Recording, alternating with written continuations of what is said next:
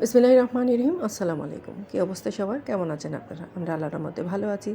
চলেন ঘুরে আসি আমার ছোটোবেলাটা কোথায় কাটলো, কোথায় পড়ালেখা করছি ছোটোবেলায় তা এক নজর দেখে আসি।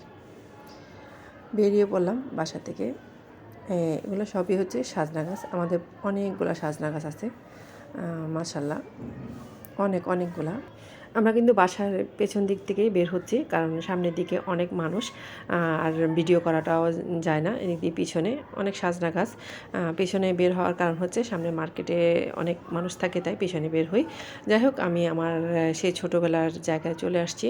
সেটা আসলে আমি যখন ছোটোবেলায় পড়ালেখা করতাম তখন মেরিন একাডেমি স্কুলে পড়তাম। এদিক দিয়ে যাওয়া আসা ছিল। তখন কিন্তু একটু অন্যরকম ছিল। তারপর সব বান্ধবীরা মিলে আমরা কিন্তু এই গাছের গোড়ার মধ্যে পয়সা জমায় রাখতাম। ওগুলা দিয়ে আমরা একটু বেশি হলে কিছু কিনে খেতাম। আমরা ছোটোবেলায় কিন্তু অনেক দুষ্টামি, অনেক রকম খেলাধুলা করতাম। আর এখনকার বাচ্চারা কিন্তু সেগুলো কিছুই করে না, কিছু জানেও না। তারা শুধু জানে মোবাইলে গেমস খেলা, মোবাইল নিয়ে ব্যস্ত থাকা, আর স্কুল কলেজ তো আছেই। যাই হোক, এই ডিগ্রি সম্পর্কে একটা কথা বলি। আমার দাদাদের মুখ থেকে শুনছি, ওনারাও নাকি ওনাদের মুরব্বিদের থেকে শুনছে এই পুকুর থেকে যারা নাকি গরিব ছিল, তারা নাকি বিয়ে শাদী দিতে পারতো না ছেলে মেয়েকে, তারা নাকি জিনিসপত্র খুঁজলে বা বিয়ের যা লাগবে তা খুঁজলে নাকি দিত এখান থেকে। এক সময় নাকি একজনে লবণদানি চুরি করে রেখে দেওয়ার পর তারপর থেকে নাকি আর পুকুর থেকে কোনো কিছুই এখন দেয় না। এটা কিন্তু সবাই চেনে, এই পুকুরটা অনেকে কিন্তু জানে। আর আমাদের গ্রাম সম্পর্কে কিন্তু একটা বই বের হয়েছে, খোট্টাপাড়া আমাদের গ্রামের নাম। যাই হোক, আমি বাড়ি থেকে যা যা আনছি তা সব টেবিলে রেখে সবাইকে দেওয়ার চেষ্টা করতেছি, যাতে একটু তাজা তাজা সবাইকে পাঠিয়ে দিতে পারি। মেয়ে, আমার কর্তা সাহেব, আমি সব গুছিয়ে ভাগ করতেছিলাম।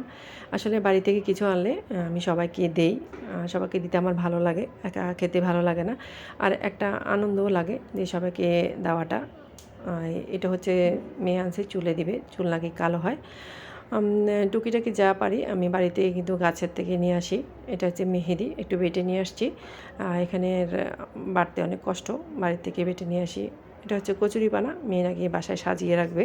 আসলে আমরা যারা শহরে থাকি অনেক কিছু কিন্তু পাই না, আবার গ্রামে গেলে যে অনেক কিছু দেখি তা কিন্তু আমরা নিয়ে আসি, নিয়ে সাজাই বা সাজিয়ে রাখতে চেষ্টা করি। যাই হোক, সবার কাছে মোটামুটি পাঠিয়ে দিছি আমি জিনিসপত্র। আমার পাশে এক বোন আছে, আমাকে বোন ডাকছে, ওনার বাসাও আমি রাত্রে এভাবে পাঠিয়ে দিছি। আমি এইভাবে ওনার বাসায় জিনিসপত্র দেয়, উনিও আমাকে দেয়। এটা হচ্ছে আমাদের অন্যরকম একটা ভালোবাসা। কে কে আমার মতো এরকম করেন? সবাই ভালো থাকবেন। আসসালামু আলাইকুম।